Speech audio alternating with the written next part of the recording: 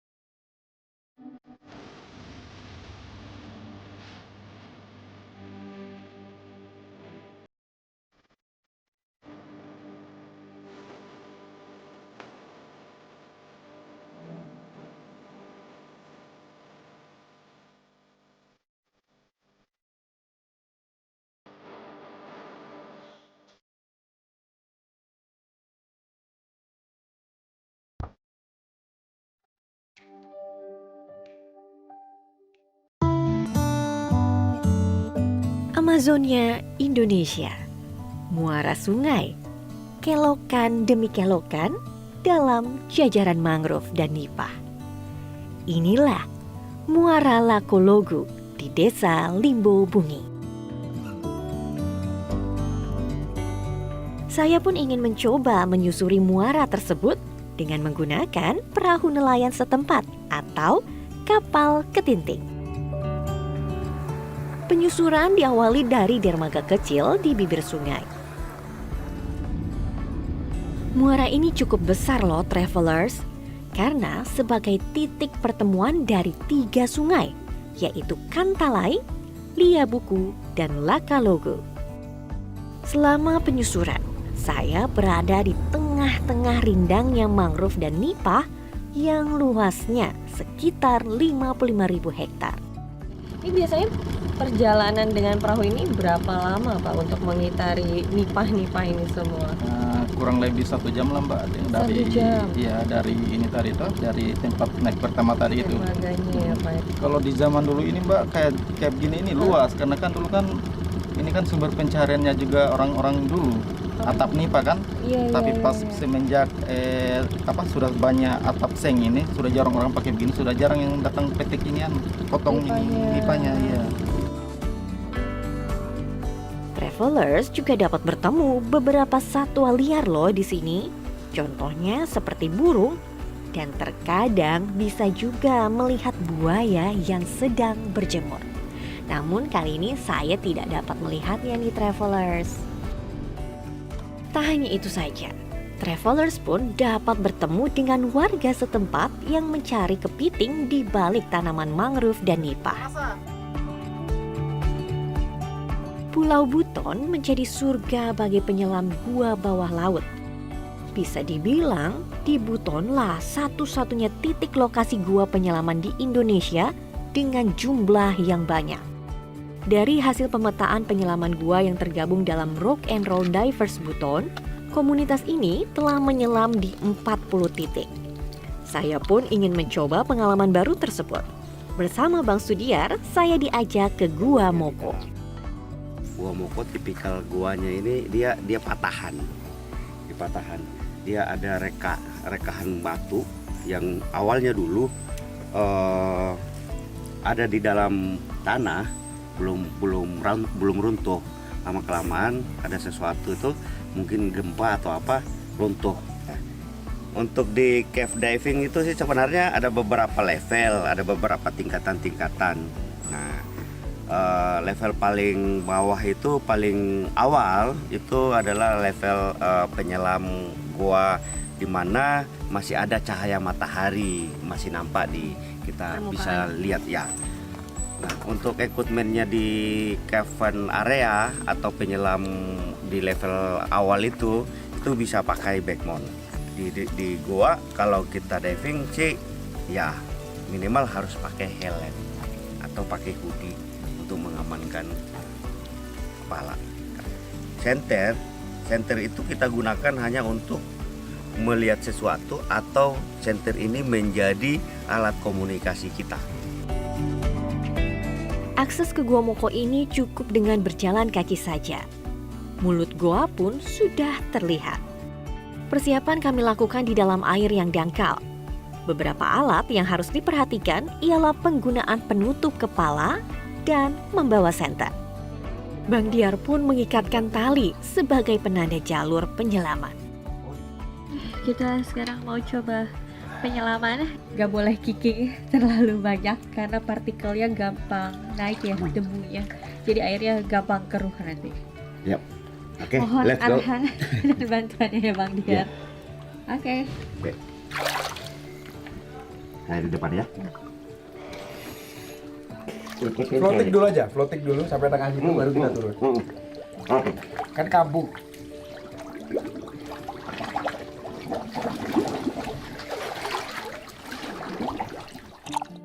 Penyelaman gua ini diperuntukkan bagi yang berpengalaman ya travelers. Karena lisensi saya hanya open water, saya hanya di mulut gua saja dengan pancaran cahaya matahari yang masih menembus permukaan air. Kedalaman mulut gua ini mulai dari 2 hingga 6 meter. Pemandangan yang berbeda memang saya temukan. Ruang terasa lebih sempit. Tak ada biota laut yang saya jumpai di mulut gua ini. Hanya dinding-dinding yang megah dengan bentuk stalaktit dan stalagmit. Jarak pandang yang terbatas dan gelap mengharuskan penyelam menggunakan senter.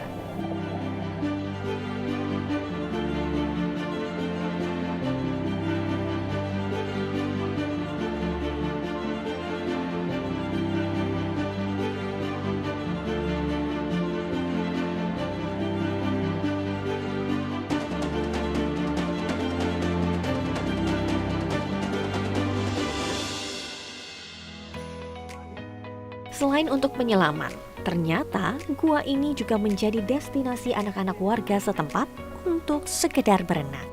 Air payau, tak ada arus. Anak-anak pun dapat bebas melompat ke mulut gua yang cukup dalam ini. Inilah keseruan yang ditawarkan di bumi Anoa. Tertarik untuk berwisata ke sini? Ayo Mi ke Sulawesi Tenggara.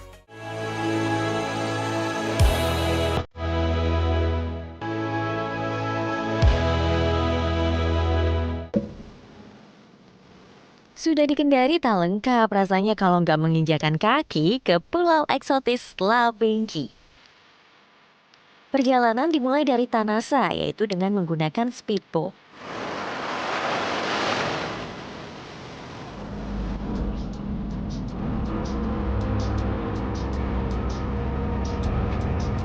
Jaraknya sekitar 40 km dan waktu tempuh kurang lebih 1 jam 20 menit.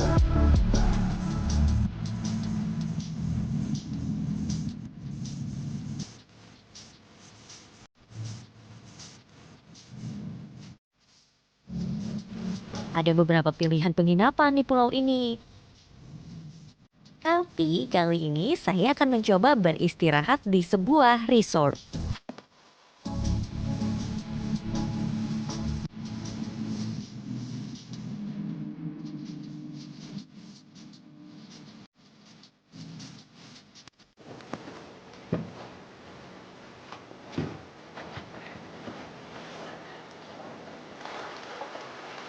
Akhirnya sampai juga di Labengki. Depan penginapan udah bagus banget pemandangannya. Jadi penasaran gimana sekitar sini. Bagaimana daratannya, apa aja wisatanya. Tapi saya istirahat dulu ya. Baru aku ajak kamu jalan-jalan. Masih berada di resort. Ternyata saya bisa menikmati banyak aktivitas yang menarik loh. Tepat di belakang penginapan ada satu titik pandang, yaitu dari atas dengan pemandangan yang luar biasa banget. Tapi harus hati-hati nih naiknya karena banyak batuan kars yang tajam-tajam.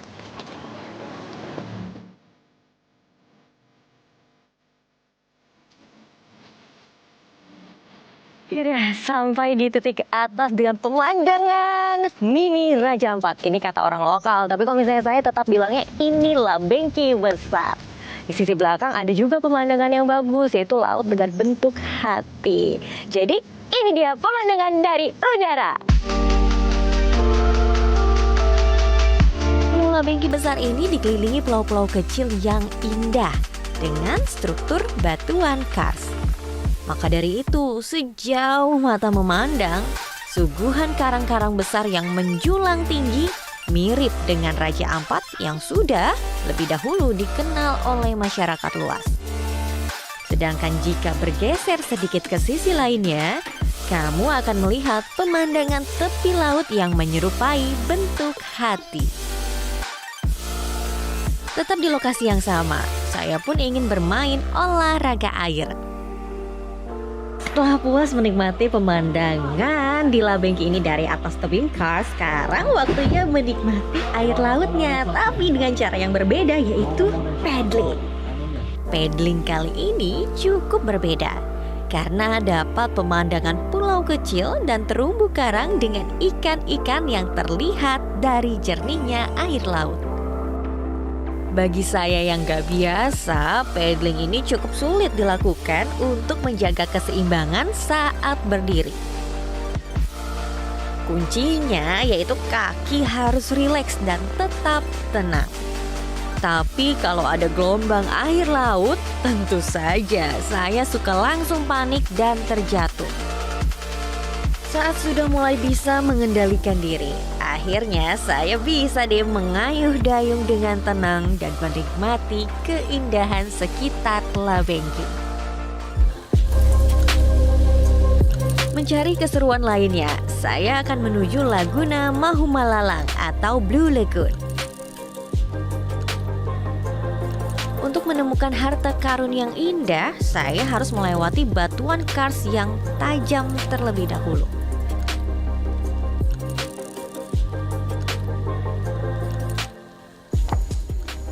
Wah, ini dia ya, Pulau ya. Gondrong ya, Keren Blue banget. Lagoon.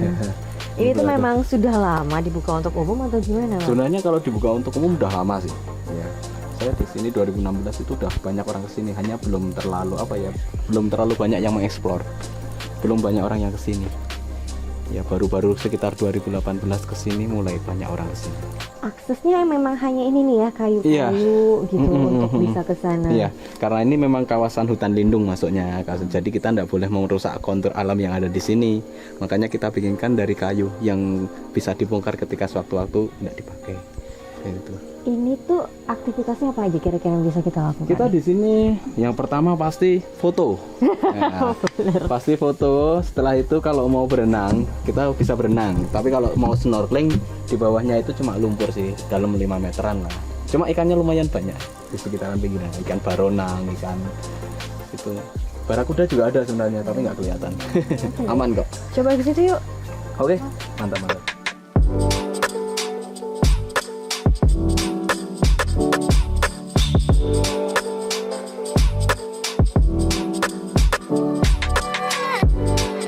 Di balik batuan kars ini terdapat air tawar dengan warna biru yang menyerupai hijau toska yang menggoda. Saya membawa kano dari resort sehingga dapat menikmatinya dengan cara yang berbeda.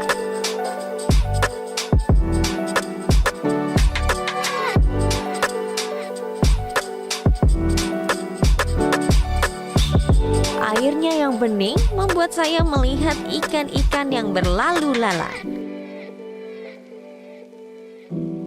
Ya, itulah sedikit perjalanan saya dalam satu hari untuk merasakan surga tersembunyi di sisi utara kota Kendari.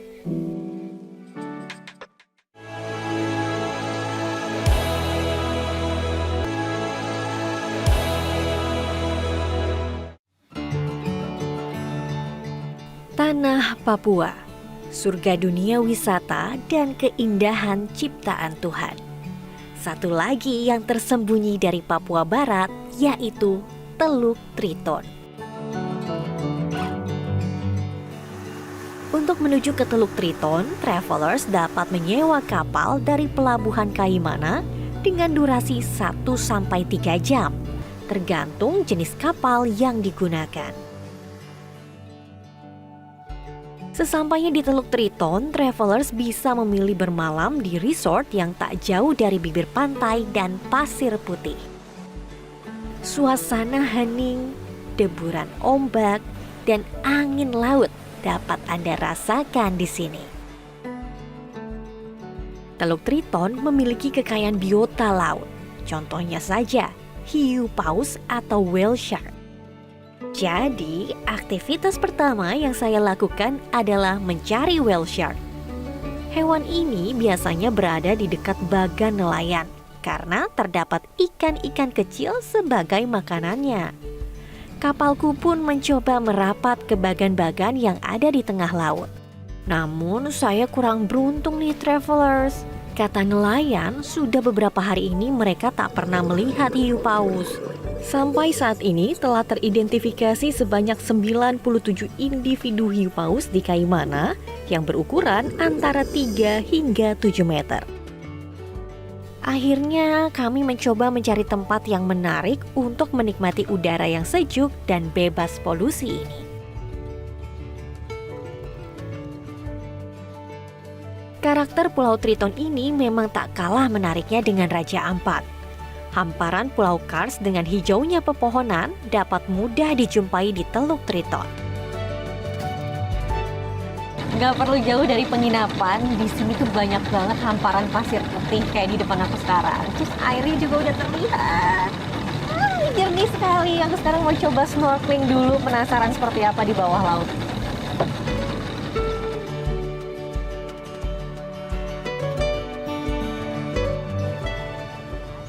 Saya pun menemukan lokasi yang menarik nih travelers untuk sedikit merasakan air laut dengan snorkeling.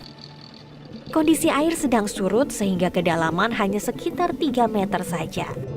Snorkeling kali ini aku ditemani oleh Pak William dan Pak Yusuf. Visibility terbilang bagus dengan kondisi air berwarna hijau toska. Namun memang untuk karang dan ikan-ikan terbilang jarang nih travelers. Namun tetap saja saya melihat ikan-ikan kecil yang sedang berenang bebas. Nah, ternyata terdapat anemon laut nih travelers. Anemon laut ini juga selalu berdampingan dengan ikan Nemo atau ikan badut. Akhirnya selesai juga snorkelingnya ya Pak William ya. Pak William, ini kan kita berada di dekat bibir pantai ya. Bibir pantai, ya. Nah, sebenarnya paling bagus spotnya tuh seperti apa sih kalau di Kaimana, Pak? Kalau di Kaimana sendiri, spot yang paling terkenal itu soft coralnya. Soft coral. Kalau tadi apa Pak yang kita temuin? Yang tadi yang kita temui ini lebih banyak di hard coralnya. Hard coralnya. Ya. Untuk soft coralnya kita bisa sekitar setengah jaman dari sini. Setengah jam dari Setengah sini. jam dari sini. Posisinya di tengah atau di pinggir, Pak? Di pinggir juga. Oh, pinggir juga. Kita bisa temukan soft coral itu di kedalaman 1 sampai dengan 28-30 meter bisa ketemu. Tapi kalau misalnya yang masih pemula gitu Pak, dengan kedalaman sekitar 3 meter aja sudah bisa menemukan? Bisa ketemu, bisa dapat soft coralnya. Teluk Triton ternyata juga menyimpan jejak peninggalan prasejarah, yaitu berupa lukisan primitif. Lukisan-lukisan berwarna merah bata tersebut tergambar di dinding-dinding kars yang berada pada ketinggian 5-25 meter di atas permukaan laut. Penggambarannya berupa ikan, manusia, kadal, dan telapak tangan. Berdasarkan laporan tim survei Direktorat Pendayagunaan Pulau-Pulau Kecil Kementerian Kelautan dan Perikanan pada tahun 2014, lukisan tersebut merupakan ciri dari peradaban zaman epipaleolitik atau zaman batu tua akhir yang berlangsung 12.000 sampai 5.000 tahun sebelum Masehi. Itu semua hanya sebagian keindahan dari Teluk Triton ya travelers. Masih ada lagi pesona lainnya yang akan kami infokan bagi Anda. Jadi tetap di Journey.